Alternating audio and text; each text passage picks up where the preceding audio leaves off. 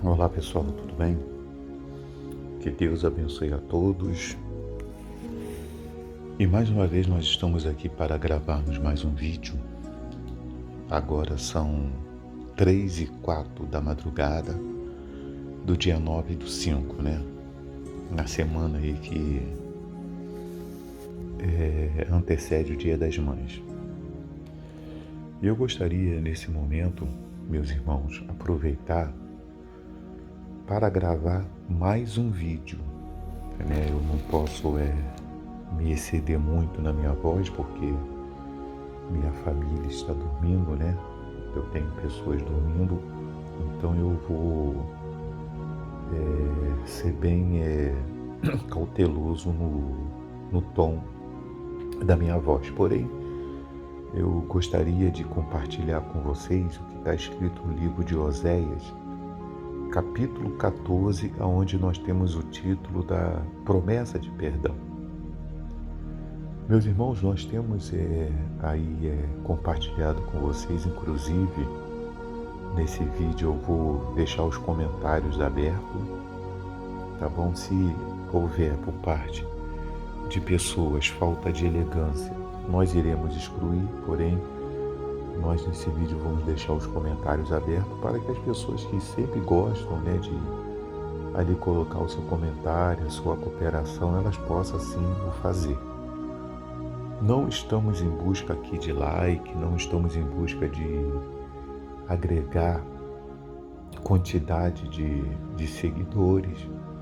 Se as pessoas chegar essa mensagem até elas e elas tão somente ouvir, né, o conteúdo que nós temos de material, elas conseguir absorver a mensagem, a intenção de nós termos esse canal e elas pelo menos ir procurar entendimento do que nós estamos falando aqui, isso para mim já é muito lucro.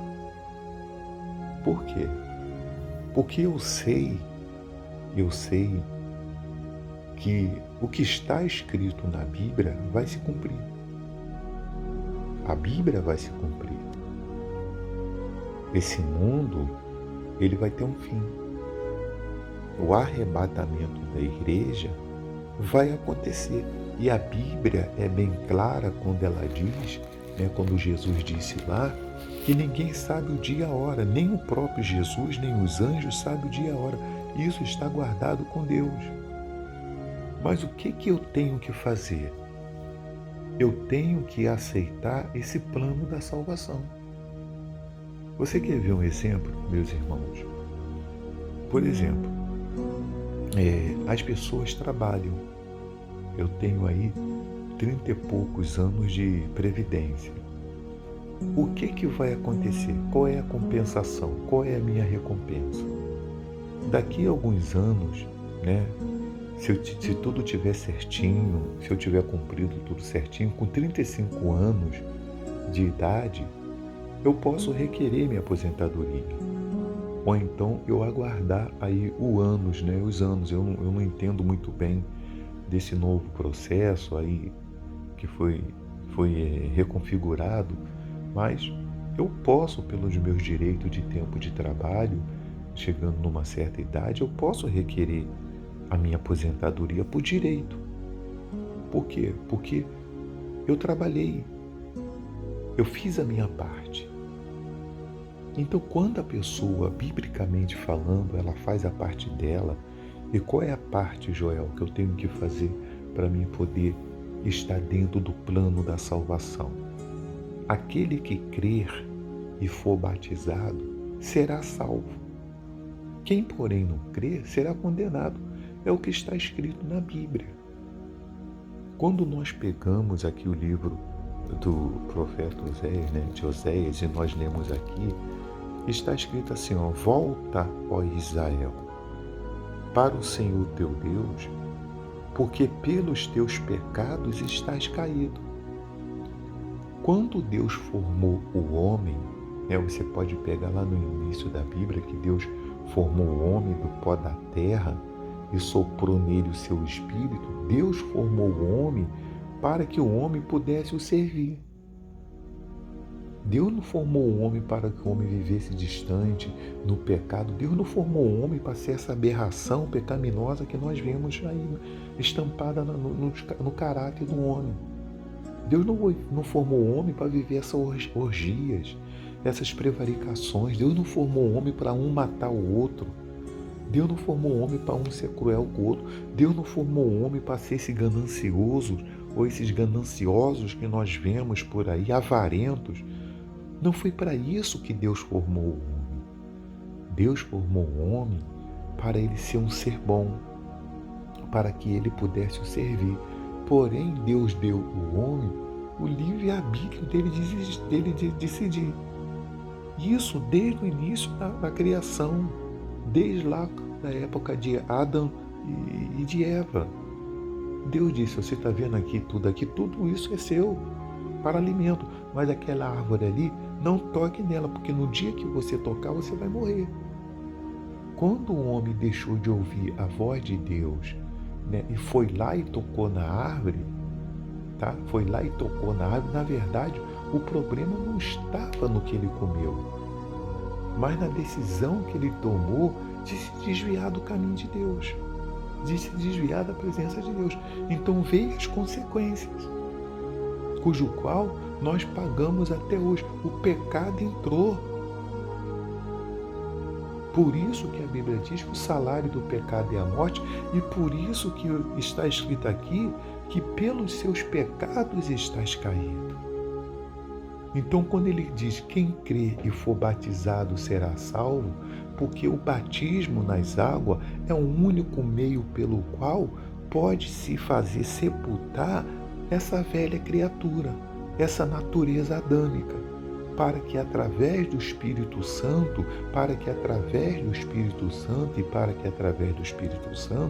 venha acontecer a regeneração, que é o nascimento de uma nova criatura. Somente o Espírito Santo, ele pode causar a regeneração, que é o nascimento da nova criatura. E é o que está faltando acontecer dentro das placas de igrejas. Porque existem muitas igrejas que não estão preocupadas em que seus membros venham se tornar novas criaturas por meio do Espírito Santo. Tanto que tem igreja que o culto não existe uma busca, uma oração mais intensa para que as pessoas sejam batizadas no Espírito Santo. E por isso, meus irmãos, assim, eu já falei aqui, eu não me sinto confortável, eu não tenho me sentido confortável com muitas placas de igreja ao ponto de frequentar. Eu não tenho. A minha igreja tem sido aqui, esse âmbito aqui. Domingo agora passou, aqui que eu e minha esposa tivemos aqui 1h e pouca de culto, eu e ela. 1h e pouca que nós cantamos louvores, eu abro aqui o notebook aqui, eu boto aí louvores, playback, nós vamos cantando, vamos abrindo uma Bíblia e falamos da palavra de Deus, nos enchemos ali na comunhão do Espírito Santo. Fiz a minha ceia aqui na minha casa, porque primeiramente vocês têm que entender que o templo do Espírito Santo é vocês. As 4 paredes é apenas um lugar onde se reúne, ou se deveria se reunir, para que, como um coral, as pessoas pudessem adorar a Deus, as pessoas pudessem ser edificadas. Mas muitas placas de igreja estão desviando esse propósito. Desviar o propósito do que é realmente um templo de Deus, do que é o propósito da casa de Deus. Veja, pega lá e veja qual foi a oração, né, que em resposta à oração de Salomão, né, que quando foi feito o templo, quando levantou o templo, o que Deus disse lá sobre a casa dele? Mas o que nós vimos dentro das igrejas hoje? Os próprios, aqueles que deveriam estar ali para levar as pessoas à salvação, pregar para as pessoas, olha, vocês precisam se arrepender dos seus pecados, se entregar para Jesus, falar para as pessoas que o tempo do fim se aproxima, mas muitas das vezes não é o tempo do fim do mundo, o próprio tempo nós temos que entender o seguinte, que nós temos um prazo. Não adianta as pessoas querer ficar aí ir contra a Bíblia. A Bíblia diz que o tempo do ser humano de vida é 120 anos. Deus lá, quando terminou o dilúvio, Deus ele determinou que o homem não vivesse mais do que 120 anos. Então, essa geração, elas têm visto os sinais dos princípios das dores. Cada geração, Deus tem mostrado os sinais. Tudo isso que nós temos visto aí, pessoal, acontecer, né? Nós vimos essa tragédia lamentável no Rio Grande do Sul, lamentável. É uma coisa que deixa o nosso coração dolorido. Quando nós que somos seres humanos, né? Que compartilhamos, né? Muitas das vezes da dor alheia, que sentimos, né? A dor alheia, é lamentável o que nós estamos vendo acontecer nesse estado. É triste a situação das pessoas, entendeu? Perdendo tudo. Meus irmãos, eu estou falando de perder tudo. Eu não estou falando, por exemplo, aqui teve o problema que eu sofri com enchente aqui. Aqui onde eu moro aqui deu 1,5 metro aqui no meu quintal. Teve lugar que deu 2 metros, teve lugar que deu mais acima de 2 metros. Eu sofri aqui, entendeu? Aqui tive bens atingidos, mas aqui dentro da minha casa eu não tive água, porque eu moro no sobrado. Eu moro no sobrado, né? Mas eu vi a situação das pessoas. A rua onde eu moro aqui ficou cena de filme de terror. Parece aquela cena de filme, fim do mundo de filmes. As ruas cheias de móveis, as pessoas botando todos os móveis, carros virados. No dia que eu cheguei em casa, que teve o problema da enxurrada, eu vi pela rua aí, carro por cima de calçada, carro em pé num poste, carro trazido pelas águas. Assim, as águas levam os carros como se fosse papel. E quando a gente olha para o Rio Grande do Sul, onde a gente vê, teve lugar que a água bateu o terceiro andar. Teve lugar que cobriu a casa toda. Eu vi lá, lugares lá, que deu água 10 metros, 11 metros de altura. Devastou cidades.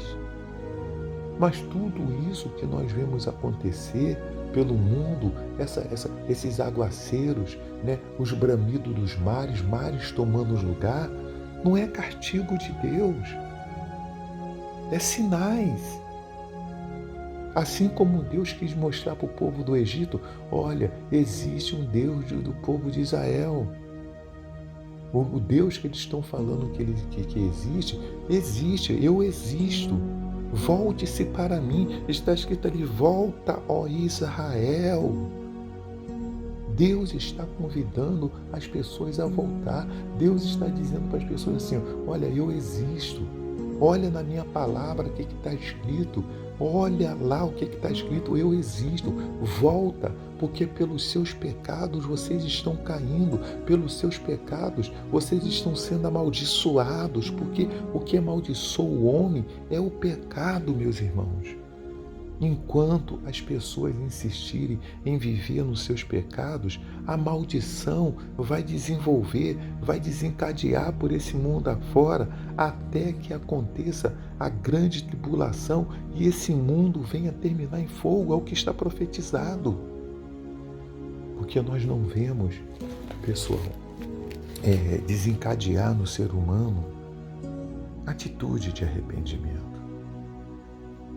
Atitude de arrependimento. E o que me deixa mais triste, sabe, é quando eu olho para as igrejas, quando eu olho para essa pastorada, para essa turma que fica aí em cima de púlpito. Pessoal, eles estão de uma forma assim, sabe, que dá náusea. Essa bisparada, pastorada, aí que vive envolvido com política, tudo engomadinho, são os fariseus hipócritas. Essa turma é pior do que aqueles fariseus hipócritas da época de Jesus. Falsos, enganadores, que estão aí embustidos de títulos, mas não pratica essa palavra. não leva o conteúdo da palavra da salvação. As pessoas estão aí cegas dentro da igreja, as pessoas estão aí dentro das igrejas todas cheias de orgulho, de vaidades. As igrejas estão cheias de orgulho, de vaidade, um querendo ser melhor do que o outro.